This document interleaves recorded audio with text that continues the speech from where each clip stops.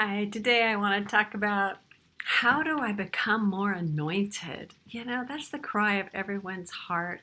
Not because you want to show off or look super spiritual, because you want the anointing to set captives free. You want the anointing to set yourself free. We all want more anointing. I spent years asking God, Lord, please give me your anointing. And I just wasn't seeing anything happening.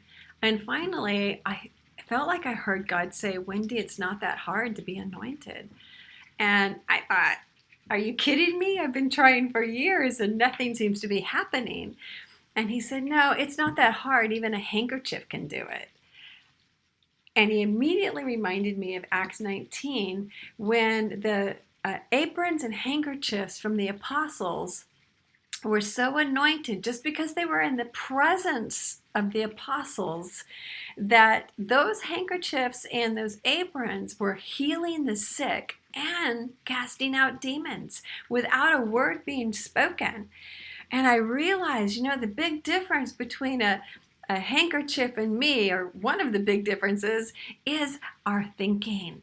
The handkerchief doesn't have any beliefs that would prevent it from soaking up that anointing of Christ. And so God said, you just need to have faith that when you're in my presence, you are soaking up anointing. You have anointing in you. It's all about faith.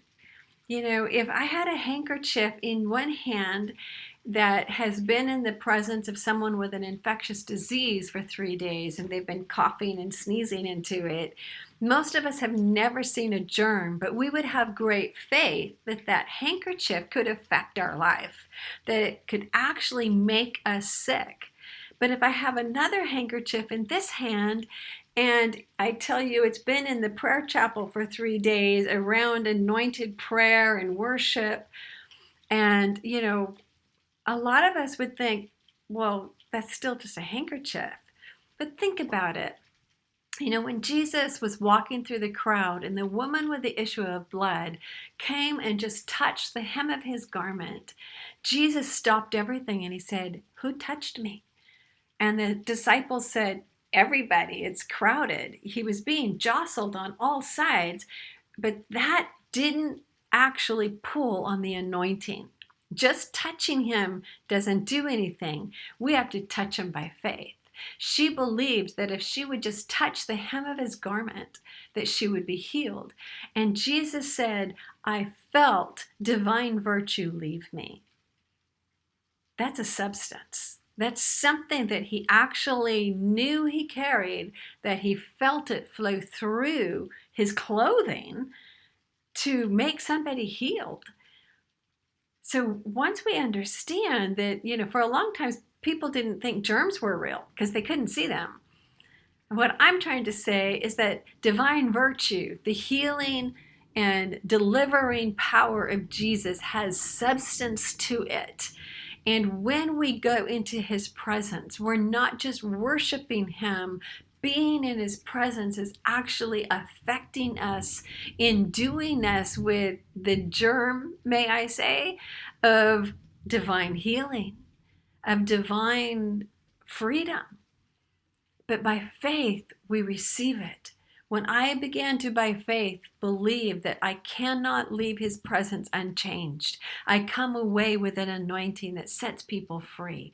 It is in me, and I stopped trying to earn anointing, and I just received it. Then things began to change. Am I walking perfectly in it? No. But I celebrate my progress. I am getting better. I am believing more in the power of what I get when I'm in his presence. And I am seeing my life become more free and other people's lives being more free.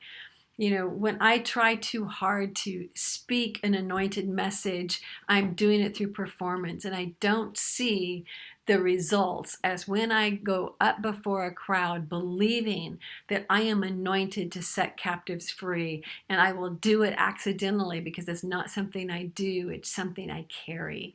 So I just encourage you today to believe in the anointing. If you've spent time with Jesus today, then you have an anointing in you. So I just leave you with that.